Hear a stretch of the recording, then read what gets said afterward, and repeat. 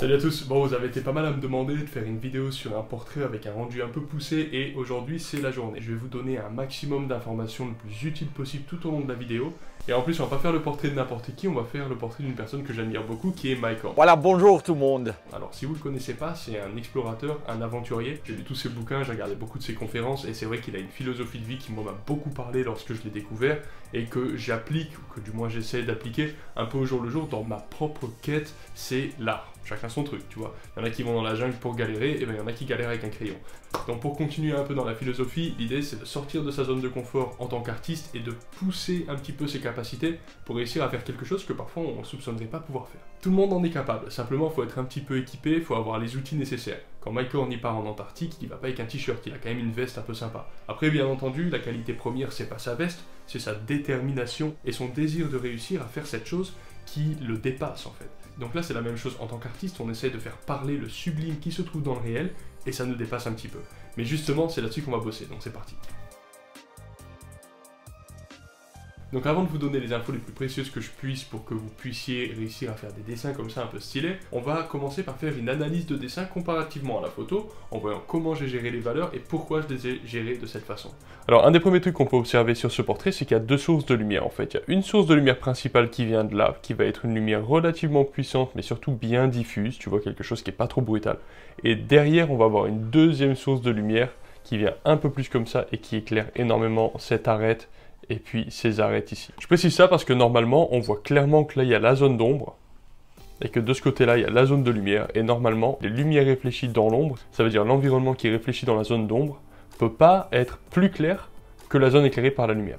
Dans ce cas-là, c'est un petit peu différent parce qu'il y a un jeu de lumière avec deux éclairages, donc on va dire ça contredit un petit peu la nature dans le sens où si tu as juste le soleil avec toi, ça peut pas arriver. Ensuite, on peut voir que j'ai traité mes valeurs de sorte à ce que ce soit les yeux qui soient la zone focale. Comment j'ai fait? Bah, c'est pas compliqué. J'ai tout simplement augmenté considérablement mes contrastes à cette zone-là. Tu peux voir qu'il n'y a nulle part sur le dessin, même dans les narines, dans la bouche, ou alors sur cette zone-là qui sur la photo sont assez foncées ou dans les oreilles, qui est aussi foncée que dans les yeux.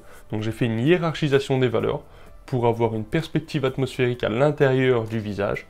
Donc comme tu peux voir dans les oreilles, etc., il y a des détails, tu as toutes les informations nécessaires, mais je suis resté dans un groupe de valeurs qui était assez lointain, alors que pour les yeux, j'ai mis toutes mes valeurs différentes. Donc je suis allé jusqu'à mon noir le plus foncé, à mon blanc le plus clair, en rajoutant des petites variations beaucoup plus détaillées au niveau des détails de la peau et tout, que ce que j'ai fait ici par exemple, tu vois. Là, il y a beaucoup moins de détails. Pareil, de ce côté, on peut voir que j'ai travaillé un petit peu plus les rides, les crevasses dans la peau, etc. J'ai quand même pas trop fait de poils individuels dans les sourcils, même si j'ai rajouté pas mal de détails. Et dans tous les cas, on peut voir que c'est cette zone-là qui est de loin le point focal. Tu sais, sur ma chaîne, j'ai pas mal parlé de point focal déjà, et j'explique comment on fait pour gérer cette chose-là. Et c'est vrai que quand on fait un portrait, on pourrait dire, bon bah, il n'y a pas cette question-là, tu recopies le truc, un portrait, c'est un portrait, d'accord? Mais en fait, ça pourrait pas être plus faux, si tu veux. Lorsque tu fais un portrait, même si tu veux faire en sorte qu'il soit ressemblant, etc., tu peux toujours raconter une histoire, rajouter une intention dans une zone et pas dans une autre, pour attirer l'attention quelque part, de sorte à ce qu'on comprenne vraiment le message, si tu veux. Là, c'est le regard, c'est la profondeur du geste. Il y a aussi quelque chose de l'ordre de la volonté, de la détermination. Donc voilà, ça c'est un petit peu plus la question du sens du dessin, on va dire. Maintenant, bien sûr, il faut avoir un certain bagage technique et je vais essayer de te donner un certain nombre d'éléments clés pour que toi, tu puisses réussir à faire ça aussi. Donc évidemment, la première étape, ça va être de faire un dessin avec des lignes qui se ressemblent correctement. C'est pas le sujet de cette vidéo, ça serait beaucoup trop long de parler des deux aspects à la fois, mais globalement, dans le dessin, dans l'art, il y a deux grosses catégories de compétences à avoir. Il y a la partie des fondamentaux, le dessin, les angles, les volumes dans l'espace, etc. Et ensuite, il y a la partie du rendu, et donc là, tu as les valeurs, les couleurs et tout le reste. J'ai pas mal de vidéos déjà qui traitent de la gestion des volumes dans l'espace et de chacun des éléments du visage et comment les faire bouger dans l'espace et tout. Donc si tu es un petit peu largué sur cette question sur la partie du dessin, je te recommande d'aller voir ces vidéos-là avant. Après, moi je suis pas un gros amateur de cette technique, mais si toi tu as envie de faire un quadrillage ou de décalquer ou ce genre de truc, et ben écoute, sens-toi libre de le faire, c'est pas non plus un crime, tu fais un peu comme tu veux. Un des premiers conseils que je puisse te donner, c'est d'avoir une référence photo qui ait des bonnes valeurs, quelque chose qui soit intéressant à regarder. Ça veut dire déjà une différence entre la lumière et l'ombre. C'est clair que si tu choisis une photo toute granulée, où on voit rien parce que toute la lumière est dans sa tête et on arrive à peine à distinguer les formes de son visage, tu vas avoir des difficultés à faire quelque chose qui a du volume. Ensuite, il va vraiment falloir aiguiser son sens de l'observation en fait. Quelle que soit la chose que tu es en train d'observer, que ce soit dehors, dedans, une image ou pas, tout réagit à des degrés de valeur. Qu'est-ce que c'est les valeurs? C'est la gradation du très très clair jusqu'au très foncé, sans parler des couleurs. Ça veut dire qu'il va déjà commencer par falloir aiguiser ton regard à observer la différence entre la zone de lumière et la zone de foncé. Ces deux zones-là, c'est des zones qui sont vraiment différentes et elles ne doivent pas se confondre. Ça veut dire que sur une échelle de valeurs, il va y avoir des groupes de zones foncées et des groupes de zones claires qui ne vont pas communiquer entre elles avec autant de souplesse en fait. Il va y avoir des ponts entre chacun de ces groupes. Donc la partie qui est à la lumière va se retrouver là-dedans, la partie qui est à l'ombre va se retrouver là-dedans, et déjà avec ça tu peux faire énormément de subtilité, mais ce qui compte dans un premier temps si tu veux c'est d'arriver à bien grouper ces deux zones et à bien pouvoir les visualiser. Ça veut dire que dans un premier temps je vais faire un aplat de gris sur toutes les zones qui sont pas à la lumière, pour justement noter de suite cette différence lumière-ombre. Un autre truc qui est vraiment super important, c'est de pas faire mal à ton papier. En fait, ton papier, c'est vraiment ton ami, et t'as pas envie de lui faire du mal, t'as pas envie de lui faire des cicatrices et tout. Ça veut dire que ton crayon, tu vas pas le tenir comme ça, comme un gros bourrin pour exploser ta feuille comme ça. Non, tu vas le tenir loin de la mine, et tu vas avoir un mouvement léger, tu vois, comme ça, tac, tac, tac, tac, tac, et tu vas vraiment faire en sorte presque de marquer le moins possible ton papier. Et si tu trouves que c'est trop lent ou que t'as pas assez de matière qui va sur le papier, eh bien au lieu d'appuyer plus fort, tu vas tout simplement prendre une mine qui est plus souple et donc de fait qui va être plus foncée. Donc typiquement, si avec ton HB tu trouves que t'as pas assez de patates, eh bien tu peux tout à fait prendre un 4B, ce genre de truc. Néanmoins, dans un premier temps, je te recommande de gérer ton dessin entièrement avec une mine de graphite qui va être assez claire. Moi j'ai commencé au 2H, je pense que du HB aurait été bien aussi, après tu peux toujours prendre des libertés si t'en as envie, y a pas de problème. Mais commencer avec des valeurs légères, être capable d'avoir un ressenti correct avec juste une valeur très claire, c'est un excellent exercice et surtout ça va te permettre de ne pas prendre de risques et de t'assurer en fait le succès de ton dessin dans le temps. Et il y a certaines zones où tu es au courant que ça va devenir très foncé tôt ou tard. Néanmoins pour le moment, pareil, tu veux tout calmer, tu veux prendre le truc très très cool et c'est petit à petit que tu vas monter tes valeurs. L'avantage c'est que du coup tu peux toujours gommer alors que si tu fais une cicatrice sur ton papier tu pourras pas la gommer. L'autre avantage c'est qu'en fait en faisant monter tes valeurs comme ça très progressivement, il y a vraiment une espèce de vibration qui ressort que tu vas pas forcément avoir si tu prends un crayon 4B et que tu commences à y aller un peu plus comme un bourrin. Ça signifie pas que des dessins plus directs puissent pas avoir une belle poésie, puissent pas être magnifiques, c'est pas du tout le propos. Néanmoins là dans cette approche là c'est comme ça que j'ai fait donc je vais pas t'apprendre une autre technique.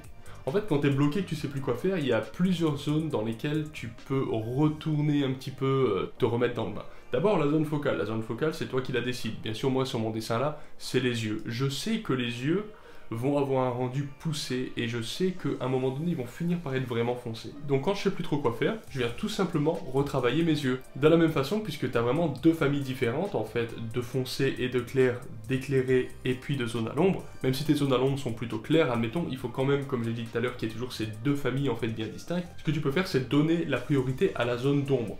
Tu commences par tes ombres, sans y aller comme un bourrin, comme j'ai déjà dit, et une fois que t'en as marre ou que tu penses en avoir fait assez, ou tout simplement que t'as envie de changer un petit peu pour te changer les idées aussi, tu vois, tu repars dans la zone de lumière et de nouveau tu vas travailler tes modelés. Tu vois, on voit là sur ma joue que cette zone-là est vachement plus claire que ça, et que cette zone-là, et ensuite t'as de nouveau une petite éclaircie.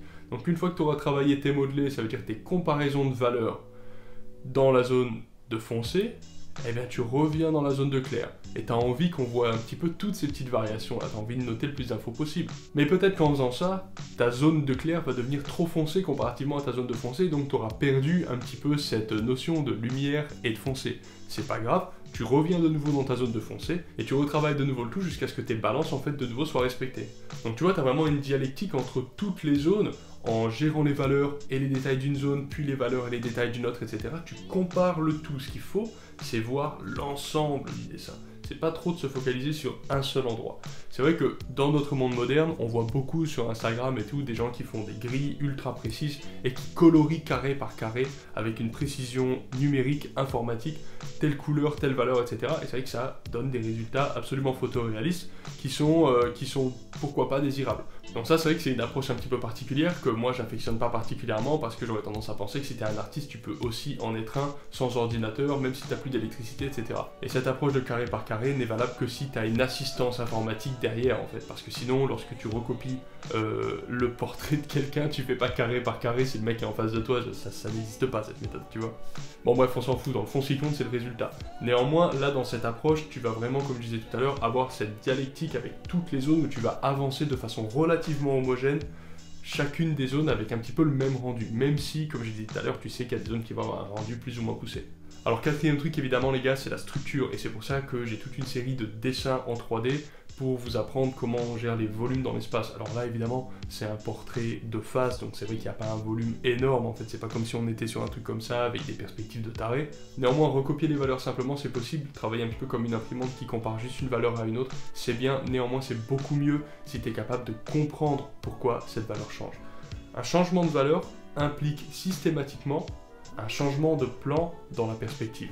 Donc le cours d'aujourd'hui, c'est pas à ce sujet, mais c'est quand même important de le comprendre. Là, si le bas de mon nez que tu peux voir sur la vidéo est plus foncé que cette partie-là, c'est pas parce que ça c'est plus noir, c'est tout simplement parce que la lumière tape dessus de façon différente. Et je peux t'assurer de ma propre expérience professionnelle, puisque moi je fais du tatouage depuis une douzaine d'années, que lorsque à l'époque je faisais simplement des recopies de valeurs, c'est-à-dire je comparais une valeur par rapport à une autre sans vraiment me soucier du pourquoi, du comment, j'avais une compréhension moins grande, ça veut dire que c'était plus laborieux, moins instinctif, et en fait je dépendais quasiment uniquement de ma référence photo pour faire un beau tatouage.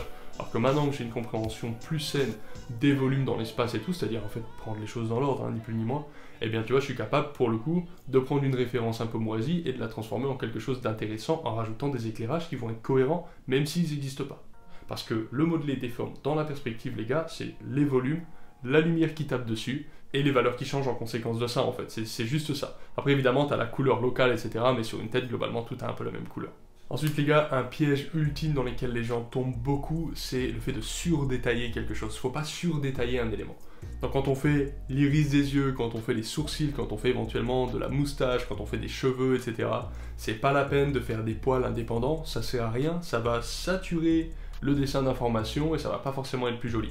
Donc il faut grouper ces valeurs sans surdétailler et rajouter des détails qui soient vraiment précis si tu en as envie. C'est vraiment pas du tout nécessaire, plutôt vraiment sur la fin. D'ailleurs là quand tu me regardes sur la caméra, tu vois pas les poils individuels de mes sourcils et il faudrait que je me rapproche énormément pour que vraiment tu vois un petit peu qu'il y ait des poils individuels. Et de toute façon, tu les vois pas tous, t'en vois un ou deux. Donc éventuellement, t'en fais un ou deux, mais l'immense majorité de cette surface-là, qui est plus foncée que le reste, due à mes poils de sourcils, c'est juste une zone d'ombre en fait. Tu vois, il n'y a pas besoin de s'amuser à faire trop de détails dessus. Donc maintenant, quand je sens que j'ai fait à peu près tout ce que je pouvais avec mon crayon, et avec ces valeurs qui étaient relativement claires, là par contre je vais utiliser un porte-mine, vraiment le truc de base, le truc bic à 2 balles que tu achètes n'importe où, et c'est du HB dedans soi-disant, mais la vérité c'est que ces mines elles sont vachement souples et qu'elles sont très foncées, mais moi j'aime beaucoup, c'est mes porte-mines préférés, ils sont vraiment très simples, la mine est un peu fine donc elle a tendance à casser parfois, mais mis à part ça c'est vraiment super. Bref, dans le fond, on s'en fout un peu du matos. Par contre, ce qui est sûr, c'est que le moment où je décide de rajouter mes noirs les plus noirs, c'est vraiment presque vraiment la fin de la fin de la fin. C'est vraiment le moment où je pense que mon dessin se ressent de façon correcte dans son ensemble. Et surtout, je vais faire attention à sélectionner ces zones avec grand soin. Je veux surtout pas commencer à rajouter du noir de partout, parce que sinon, en fait, je me serais cassé le bulbe un peu pour rien, tu vois. Le but d'aller progressivement comme ça, c'est justement de pouvoir sélectionner les zones de contraste les plus puissants à la fin. Si ensuite tu rajoutes des contrastes de psychopathe de partout, ça perd de son intérêt. Donc je vais sélectionner les zones dans lesquelles je vais rajouter mes noirs, et je vais résister la tentation de commencer à en rajouter partout. Par exemple, dans les oreilles, dans les trous de nez, la forme de la bouche, ça c'est vraiment des zones sur la photo. Toute la zone du cou, là aussi, on la voit, elle est noire, c'est dense, tu vois, c'est vraiment ultra foncé. Si je fais ça, ça va probablement prendre en réalisme encore plus et petit à petit ressembler encore plus à la photo en fait. En repassant un certain temps dessus à tout refoncer, c'est possible. Mais c'est pas le but. Pourquoi c'est pas le but? Parce que je tiens à ce que le sens de mon dessin ce soit le regard, l'intention, la détermination, le courage et tout ça. Bon, je sais que c'est un cours de dessin qui est quand même assez avancé, mais j'ai d'autres trucs. Si tu veux la même chose en plus simple, j'ai un œuf très bon. L'exercice de l'œuf, c'est vraiment un classique, c'est vraiment excellent. Il y a un truc que tu peux faire, que moi j'ai beaucoup fait pour m'entraîner de façon super efficace et assez simple, assez détendue. Tu regardes un film le soir, sur ta petite table de chevet, tu mets un fruit, une orange, une pomme, une source lumineuse, on s'en fout. Éventuellement tu peux l'éplucher, la couper, tu fais un petit truc, mais vraiment très simple, tu vois. Et avec ton crayon, tu recopies ce que tu vois en essayant de prendre tes mesures, tes machins. Bon, là c'est pas le sujet, mais au moins tu essayes de recopier ça et d'avoir des valeurs qui sont intéressantes et de te rappeler de cette histoire de point focal. C'est vraiment important. Donc tu recopies des objets simples mais qui ont des formes et des valeurs qui vont s'enchevêtrer les unes dans les autres de façon complexe. Et ça, cumulé avec la compréhension des volumes du visage et comment dessiner le visage d'un point de vue des lignes, des traits, des proportions, etc., je t'assure que avant que tu puisses t'en rendre compte, tu réussiras à faire des portraits aussi beaux que celui-ci, voire plus beaux. Donc voilà les gars, à la prochaine, partagez avec vos potes et puis salut.